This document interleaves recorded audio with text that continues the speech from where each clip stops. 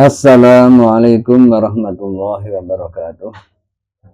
Bismillahirrahmanirrahim. Alhamdulillahilladzi khalaqal mauta wal hayata liyabluwakum ayyukum ahsanu amala. Asyhadu an la ilaha illallah wahdahu la syarikalah. Syahadatan tunji qailaha min azabi yaumil qiyamah. Wa asyhadu anna sayyidana Muhammadan abduhu wa rasuluhu wa sahibi syafa'atil uzma. Allahumma fasholli wa sallim wa barik ala sayyidina Muhammad wa ala alihi wa ashabihi wa man tabi'ahu ila yaumil qiyamah amma ba'dah. La haula wa la quwwata illa billah. Saudara-saudaraku rahimakumullah. Alhamdulillah senantiasa kita dengungkan kehadiran Allah Subhanahu wa taala, karena bagaimanapun kita senantiasa dilimpahkan rahmat, taufik dan hidayahnya. Semoga nikmat ini senantiasa terlimpahkan kepada kita sekalian, kita semua, sampai kita benar-benar sowan kehadirat Allah Subhanahu wa taala dengan membawa husnul khotimah. Amin Allahumma amin. Saudara-saudaraku rahimakumullah. Kesempatan yang lalu sudah saya sampaikan bahwa kewajiban kita selaku anak kepada orang tua, sekian banyak saya sampaikan. Intinya bahwa itu satu kewajiban yang agung, punya nilai keutamaan yang agung, bahkan di sekian banyak ayat itu disampaikan kewajiban kita untuk berbuat baik, untuk berwalidain itu bersanding dengan kewajiban kepada Allah. Di antaranya anishkurli wali walidayka wa la tusyrik bi syai'aw wa bil walidaini ihsana. Sekali lagi ini cermin yang agung tentang kewajiban kita kepada orang tua untuk birrul walidain. Kali ini saya akan mengimbangi itu. Artinya apa?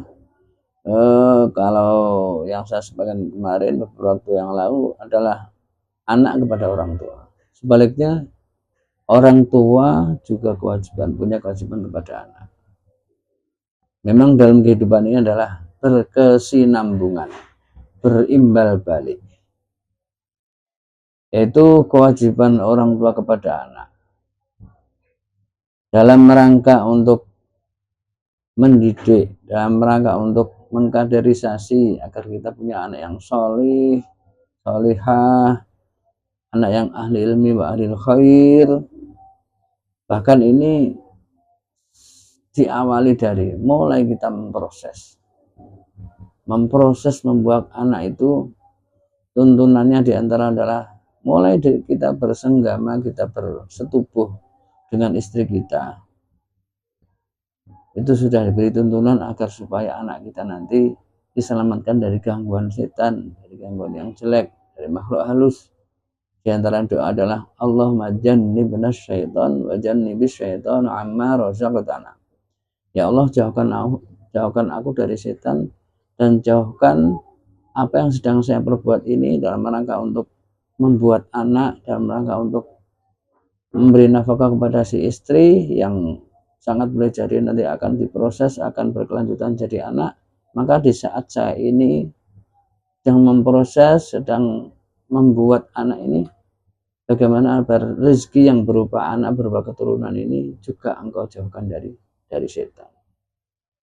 Ini cermin bahwa kita sebagai orang tua harus peduli bagaimana agar supaya si keturunan kita yang akan meneruskan perjuangan estafet perjuangan untuk ikhlas kalimatillah biar berkelanjutan, mulai dari itu. Coba sejenak kita bayangkan itu. Dan setelah itu proses terus. Andaikan ini berkelanjutan, kelihatannya jadi, artinya jadi calon anak misalnya, kemudian ada terasa sudah kelihatannya proses, artinya jadi mungkin 1 bulan, 2 bulan, 3 bulan. Coba berapa banyak doa-doa yang kita panjatkan untuk agar supaya hamil ini sehat, lahir batin, diberi kekuatan, dan dijadikan calon anak yang solih dan solihah. Senantiasa kita dengungkan. Dan kemudian kita singkat cerita, setelah kita lahir, coba apa tuntunan dalam syariat yang ini sangat patut kita cermati, yang dalam rangka ini bentuk kepedulian seorang tua kepada anak kita. Mbak, setelah lahir kita disunahkan untuk mengazani, mendengungkan azan persis setelah lahir. Di sebelah kanan, telinga sebelah kanan, kemudian diqomati sebelah kiri. Ini bukan sesuatu yang remeh, bukan sesuatu. Artinya apa? Coba sejenak kita analisa, kita renungkan bahwa ini cermin bahwa kita sedini mungkin, secepat mungkin menanamkan kalimat tauhid dalam diri si anak, bayi yang baru lahir ini. Di antaranya itu, karena bagaimanapun ini sangat berpengaruh kepada proses kelanjutannya si anak, masa depan si anak. Jadi semakin dini kita menanamkan, di saat yang sama juga kita mengantisipasi bagaimana agar supaya si anak ini dijauhkan dari pengaruh yang jelek, entah itu dari golongan setan, jin, atau pengaruh-pengaruh jelek yang lain. Dengan tertanamnya kalimat tauhid ini sangat mendasari bagi si anak. Artinya bagaimanapun kita sebagai orang tua sudah memberi pondasi dengan kalimat tauhid. Nah, sekali lagi ini juga cermin yang jelas bahwa kita sebagai orang tua harus peduli. Bahkan dari kesunahannya untuk mendengungkan adzan dan iqamah saat setelah lahir, ini jangan sampai keduluan suara apapun atau bunyi-bunyi apapun yang mendahului.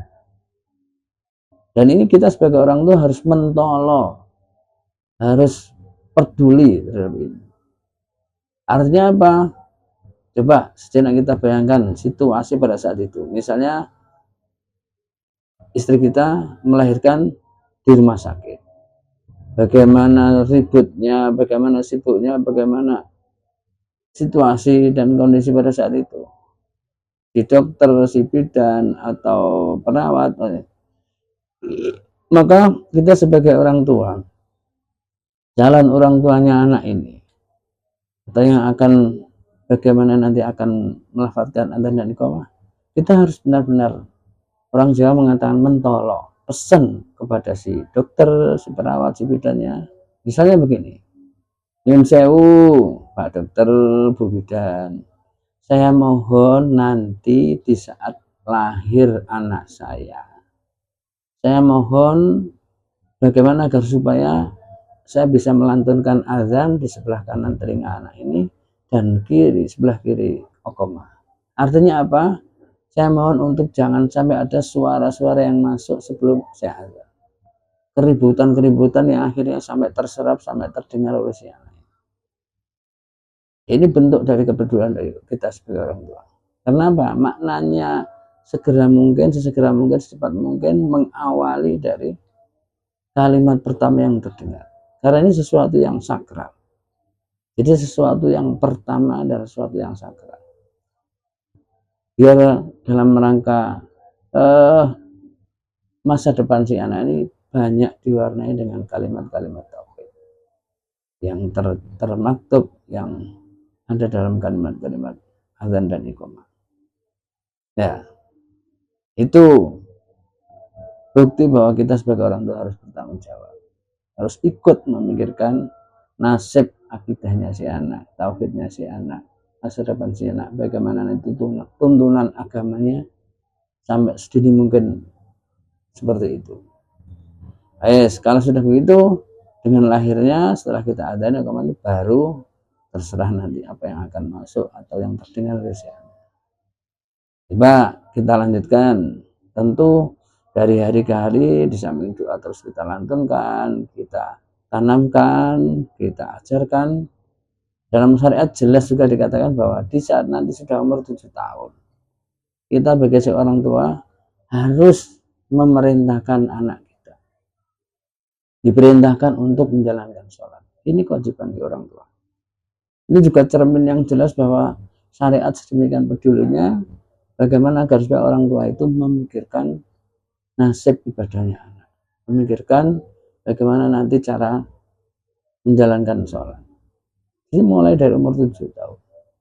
Lebih-lebih bagi orang tua yang lebih peduli sebelumnya itu sudah diajarkan dalam rangka nanti lebih memudahkan si anak untuk menyesuaikan diri setelah umur 7 tahun sudah terbiasa menjalankan ibadah namanya sholat. Nah, kalau sudah begitu berjalan 3 tahun, bagaimana perjalanan 3 tahun ini di saat mulai diperintahkan untuk sholat? Sejauh mana dia ngestoknya apa tidak dari perintah orang tua? Patuh apa tidak dengan perintah orang tua? Nah, ini bisa kita pantau, kita sebagai orang tua.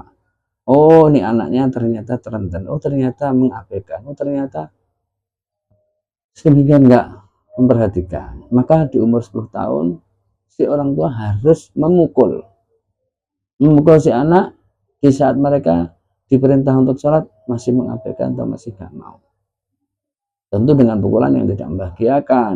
Misalnya, jangan sampai dipasnen dasi atau tepat kepalanya, itu tentu sesuatu yang membahayakan.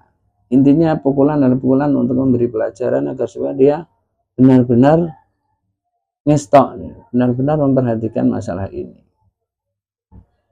Dari jenjang-jenjang mulai kita bersetubuh sehingga untuk memproses anak, kemudian lahir, demikian juga didoakan, dan sampai proses-proses berlanjutan itu bukan tanggung jawab bagi seorang orang tua terhadap si anak, dan seterusnya sampai benar-benar anak ini mandiri, sampai benar mulai dari balik, mulai dari segala apa yang tuntunan yang disampaikan oleh syariat agama Islam kita. Misalnya disuruh mengakikoi, disuruh memberi nama yang baik, disuruh memberikan pendidikannya, dan seterusnya.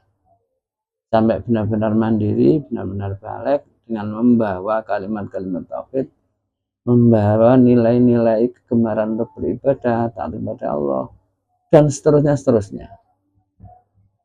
Sekali lagi ini semua adalah cermin bahwa orang tua harus benar-benar memikirkan. Yang ini kewajiban dari Allah, karena ini bentuk bahwa orang tua harus bertanggung jawab. Dan memang pada akhirnya nanti siapa lagi yang meneruskan perjuangan estafet bagi orang tua? Kalau orang tua sendiri nggak peduli.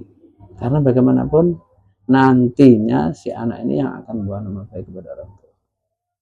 Istilah mikul duhur mendem jeruk. Jadi kalau ada sesuatu yang baik pada anak, tentu orang tua akan terangkat derajatnya. Nama baik pun tidak lepas dengan peran aktif orang tua.